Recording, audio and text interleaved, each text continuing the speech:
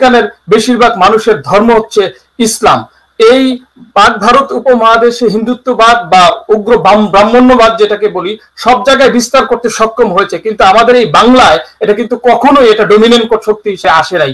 200 বা 300 বা 1000 বছরের যদি হিস্ট্রি আমরা বিশ্লেষণ করি, তো আমরা যেটা বলি আজকে এই 71 টেলিভিশনের যে বর্জনের যে এই ঘোষণা, এটি নুরুল হক নূর হয়তো উচ্চারণ করেছেন, কিন্তু এই বর্জন কিন্তু অলরেডি আলেম সমাজ কিন্তু তারা এটাকে স্বীকৃতি দিয়েছেন। বিশিষ্ট কয়েকজন আলেম কিন্তু আমি দেখেছি যে বর্জনের ঘোষণা দিয়েছেন।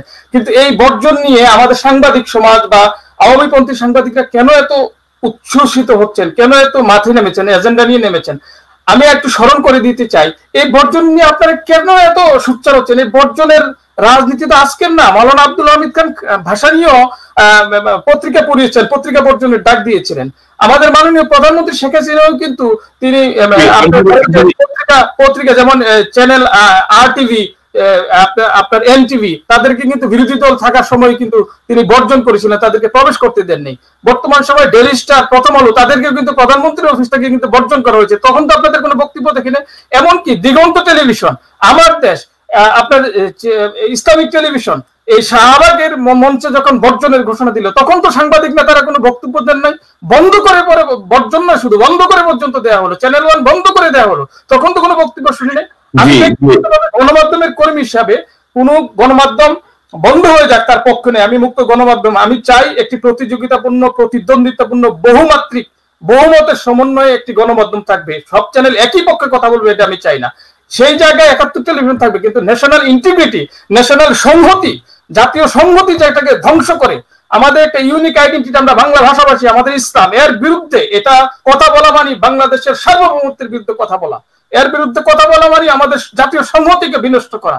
এই ডিভাইড এন্ড রুল ব্রিটিশরা করেছিল, যার ফলে যার পরবর্তীতে ভারত এখন বাংলাদেশের জাতীয় সংহতিকে বিনষ্ট করে, বাংলাদেশের জাতীয় সংহতিকে ধ্বংস করবার মধ্য দিয়ে বাংলাদেশের আধিপত্য বিস্তার করতে চায়।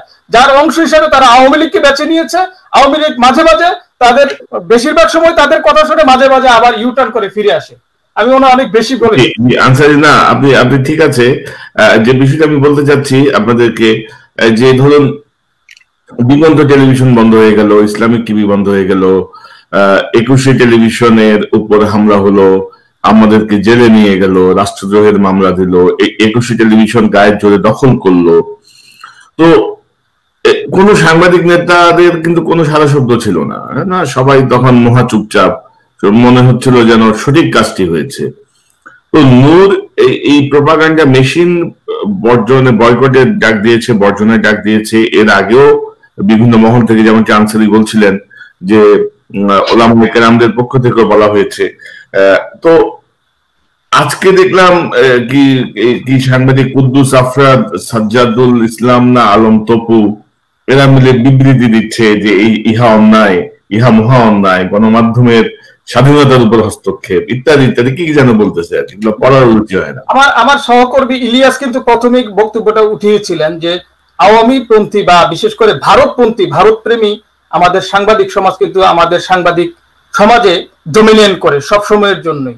যার ফলশ্রুতিতে কি হয়েছে, সাজ্জাদ আলম খান তপু হয়তো মনে প্রাণে চাননি বিবৃতিতে দিতে, বা কুদ্দুস আফরাদ ভাই হয়তো চাননি, আমি ইউনিয়নের রাজনীতি করি তো, কিন্তু তারা তাদের ভোটের রাজনীতির হিসাব করে দেখেছে যে আমরা যদি এই বিবৃতিটি না দিই তাহলে ভোটের মাঠে আগামীতে আমাদেরকে পস্তাতে হবে। আমি এই জায়গায় দ্বিমত করছি যে উনি চাননি বলে কোনো কথা নাই, উনি চেয়েছেন বলে উনি স্বাক্ষর করেছেন, সজ্ঞানে উনি স্বাক্ষর করেছেন। তো এখানে যদি কোনো ইল মোটিভ থাকে, ভোটের রাজনীতিও যদি থাকে, উনি গণমাধ্যমের বিরুদ্ধেই যখন বন্ধ হয়ে গেল তখন তিনি বললেন না, এখন ওনার এত প্রীতি কেন বাইরে উঠলে এটা আমরা বুঝলাম না। ইলিয়াস, আপনি কি মনে করেন?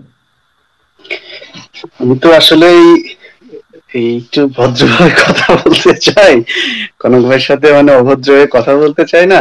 বিষয় হচ্ছে বাংলাদেশের যেসব সাংবাদিকরা এখন আছে এদেরকে আমি সাংবাদিক মনে করি না।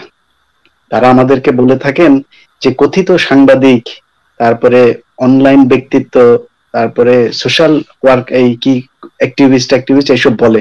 সাংবাদিক বলতে শরম করে। শরম কিসের জন্য করে? সাংবাদিক বলতে আমরা ইউটিউবে টাকা খাই এই জন্য, আমরা ইউটিউবে ভিডিও আপলোড করি এই জন্য। একটা চ্যানেল বাংলাদেশে আছে যার বর্তমানে ইনকামের সবচাইতে বড় খাত হচ্ছে ইউটিউব না, একটা চ্যানেলের নাম বলেন, প্রতিটা চ্যানেল তাদের ইউটিউবের উপর এখন ডিপেন্ডেন্ট। আপনি সারা অফিস যদি নাকি ইউটিউবের টাকায় চালাতে পারেন, আপনি কথিত সাংবাদিক হন না? আমি ইউটিউবে সাংবাদিকতা করলে কথিত সাংবাদিক হয়ে যাই না? আর এই প্রেস ক্লাবের যেসব সাংবাদিক বলতেছেন, এগুলোর বিচার হবে। আজকে এই মুহূর্তে বাংলাদেশের সবচাইতে আলোচিত ঘটনা হওয়ার দরকার ছিল, সেনা প্রধান নিজে বলেছেন যে প্রধানমন্ত্রী তাকে গুমের নির্দেশ দিয়েছেন, তাকে দিয়ে গুম করিয়েছেন। এটার কোনো বিচার নাই? এটার জন্য প্রয়োজনে আন্তর্জাতিক আদালতে যাওয়া সম্ভব। এবং মানে এই জায়গাটা আমি যে কারেকশন দিতে চাই, সেনাপ্রধান যেটি বলেছেন যে গুম খুনের সঙ্গে প্রধানমন্ত্রীর যে নিরাপত্তা উপদেষ্টা তিনি সরাসরি ভাবে যুক্ত এবং তার নির্দেশেই ব্রিগেডিয়ার জিয়া সহ একটা গ্রুপ এই কাজটি করছে। যেহেতু প্রধানমন্ত্রীর নিরাপত্তা উপদেষ্টা এর সঙ্গে মূল ব্যক্তি, সেহেতু এই দায়িত্ব প্রধানমন্ত্রীর উপরই বর্তায়। অবশ্যই, কারণ হচ্ছে বাংলাদেশে অলিখিত ভাবে প্রতিরক্ষা মন্ত্রণালয়ের এই ডিফেন্স মিনিস্টার হচ্ছে কি এই তারেক সিদ্দিক। সো সে করা মানে হচ্ছে শেখ হাসিনা পরিবারের মানুষ, সে তাকে দায়িত্ব তো আর এমনিতে দেওয়া হয়নি। অতএব শেখ হাসিনা কিছুই জানে না। বাংলাদেশের একটা মানে কমন একটা যে ধারাবাহিকতা, সেটা হচ্ছে প্রতিরক্ষা মন্ত্রণালয়টা সবসময় প্রধানমন্ত্রী নিজে রাখেন। প্রতিরক্ষা মন্ত্রী বাংলাদেশে অন্য কোনো মন্ত্রীকে দেওয়া হয় না।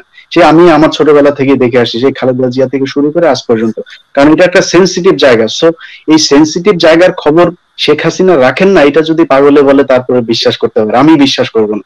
অতএব সেটা তিনি জানেন। আর যদি নাও জেনে থাকেন, রাষ্ট্রের এত বড় একটা জায়গায় থেকে সেনা প্রধান কে বলল সেই কথা শুনে সে গুম খুন করতে পারে না। এটার জন্য আন্তর্জাতিক আদালত পর্যন্ত তাকে আসতে হতে পারে। আর যেই ব্যক্তি এই কথাগুলো বলছেন, যার সাথে কথা বলেছে, আপনার অনুষ্ঠানে দেখেছি যে তিনি স্বীকার করেছেন যে হ্যাঁ এটা ওনার বক্তব্য এবং সেনা প্রধানের ভয়েস সেটা। তিনিও হয়তো, আমাদের বিশ্বাস, আন্তর্জাতিক আদালতে যদি মামলা হয় তাহলে তিনি গিয়ে সাক্ষ্য দেবেন।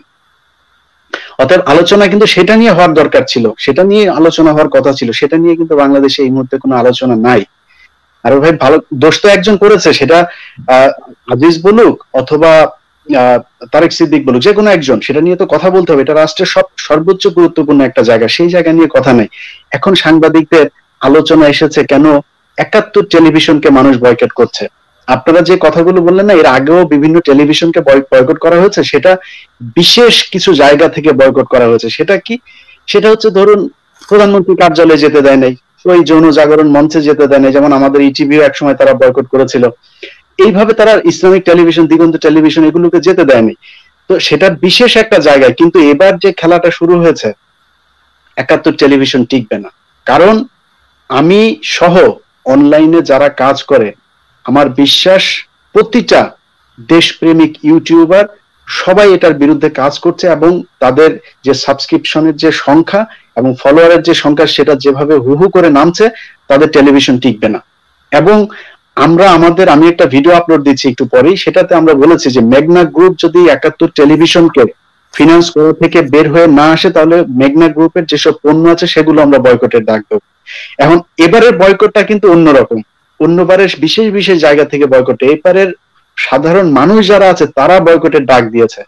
অতএব আপনারা যতই চাপাচাপি করেন, সাংবাদিক নেতারা আপনারা বিজ্ঞপ্তি দেন আর টকশো করেন, লাভ হবে না। এটা একটা জায়গায় গিয়ে ঠেকবে, কারণ এবার সাধারণ মানুষ রাস্তায় নেমে এসেছে। আমি একটু যোগ করতে চাই বিষয়টা। জি বলেন। তার আগে আমি একটু বলতে চাই যে দর্শক, আমি একটি লিঙ্ক দিয়ে দিচ্ছি এখানে, আপনারা যারা আমার সঙ্গে কমেন্টসে একটি লিঙ্ক আমি শেয়ার করছি আপনাদের সাথে, আপনারা যারা এই অনুষ্ঠানে যোগ দিতে চান তারা সেই লিঙ্কটি ফলো করে আমাদের সঙ্গে যোগ দিতে পারেন।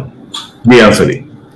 জি, ইলিয়াস তো অনেক জনপ্রিয় মানুষ এবং খুব সুন্দর করে বলে, আমি হয়তো অত সুন্দর করে বলতে পারি না, বাট আমি যে বিষয়টা যেভাবে দেখি আর কি, দেখেন ৭১ টেলিভিশন যে এজেন্ডা সেটিং এর যে কাজটা করেছে, সেটা হচ্ছে যে মুক্তিযুদ্ধকে ইসলামের প্রতিপক্ষ হিসেবে তারা দাঁড় করিয়েছে। এই কথাটা কিন্তু, এই রাজনীতিটা কিন্তু আমাদেরকে বুঝতে হবে।